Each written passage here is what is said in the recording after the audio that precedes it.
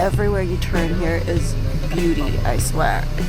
We are here in Tam Coc, Ninh, Binh.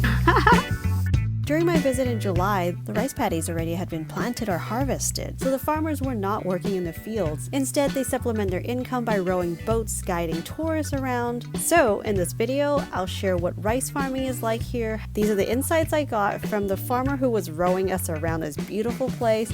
It's a deeper look into the life of a rice farmer in northern Vietnam, told by her perspective.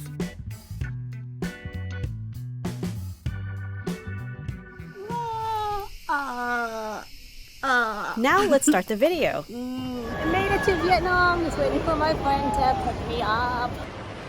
In this video, my friend Hong will be joining me on this trip as he will be my translator. Adventure, here we go! Okay, it's time for the bike ride. Let's go! Okay, let's try this again. Joey! We're stranded! Okay, take two. Let's go! Let's see if this breaks down.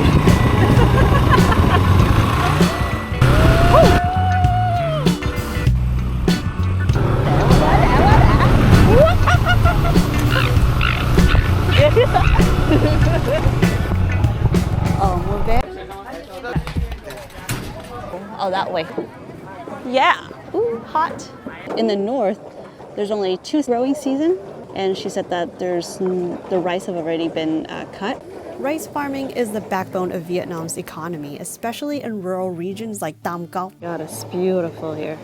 Tam Coc is special not just for its rice fields, but for the stunning limestone mountains that surround them, creating a beautiful, unique landscape, as we call it, Ha Long Bay on land.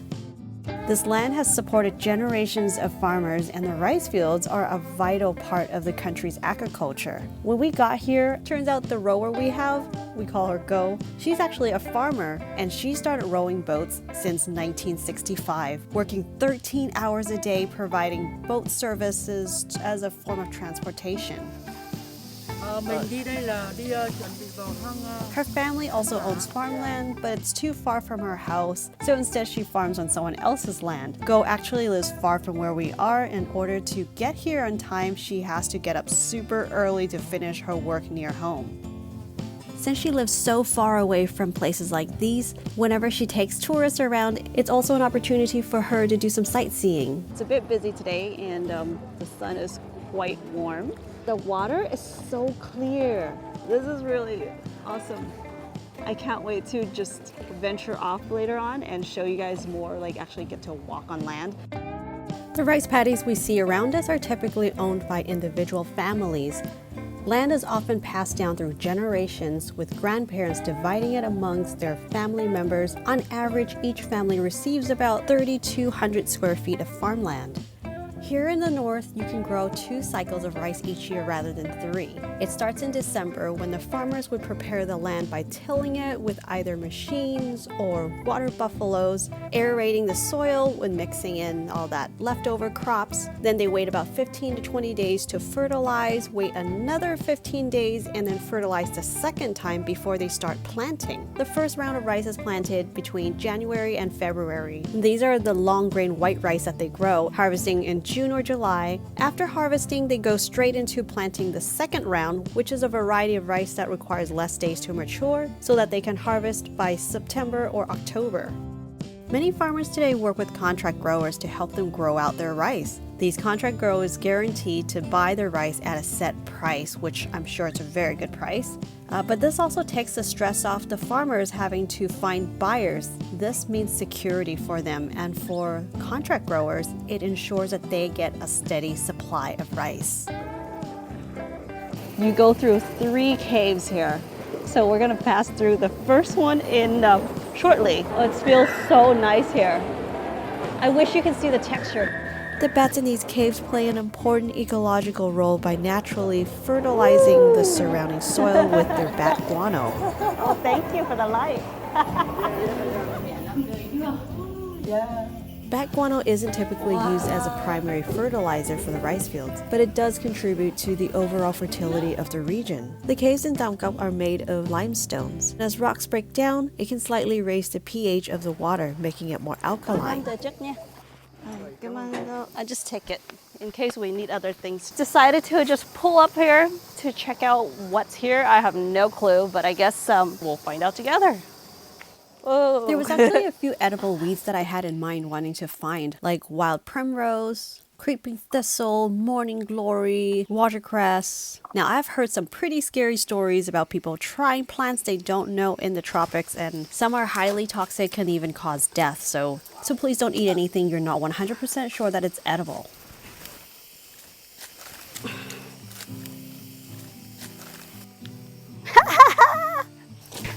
Okay, back on track.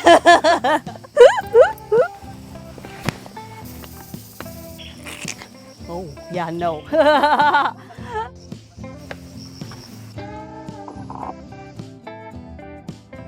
Wow, so pretty. Oh my gosh. From the view up top, it looks like this part of the rice paddies have already planted their second round of crops. At this stage, the fields are flooded with water to help these young seedlings establish their root systems, which is crucial during their early growth. Water also helps to control weeds and maintain a stable temperature for the rice. Let's continue. In Ninh province, farmers are embracing innovative ways to grow more rice each year. One key experiment involves short-duration rice varieties, which mature faster and allows them to grow a third crop. To support this, the government has introduced improved irrigation systems, ensuring that water is available during the hot, dry season. They're also testing salt-tolerant rice so that they can grow it in areas with higher salt content. Traditionally, farmers here rely on natural water sources like rivers and rainfall to flood these rice fields. They use simple canals and gates to control the water, but the process was often unpredictable depending on the weather and the seasons. This made it hard to grow rice outside of the main harvest period. Now farmers are using new irrigation systems to ensure a steady water supply year-round. Canals are more carefully managed with pumps and these water gates directing water exactly where they need it. They've also built small reservoirs to store water during the rainy season so it's available to use during the drier months. With these improvements, farmers can grow rice longer, helping them produce multiple crops each year. During the slower months, many farmers row boats, taking tourists around as a way to supplement their income. However, not all of the boat rowers are farmers.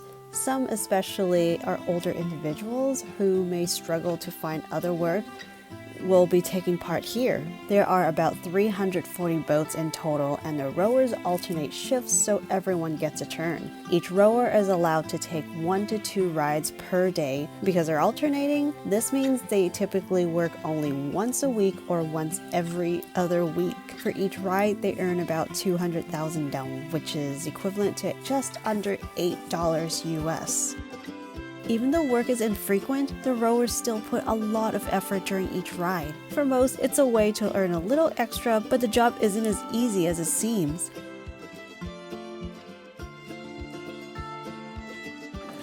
I'm not doing it right. It's too easy, so I'm not doing it right. I know I'm not. Don't. Hey, hello. Hello. I think she's doing this like this. Can I try? Yes, yeah, try. Hung and I tried rowing for fun, just to goof around, but we know how tiring this job is, especially in the summer heat. She's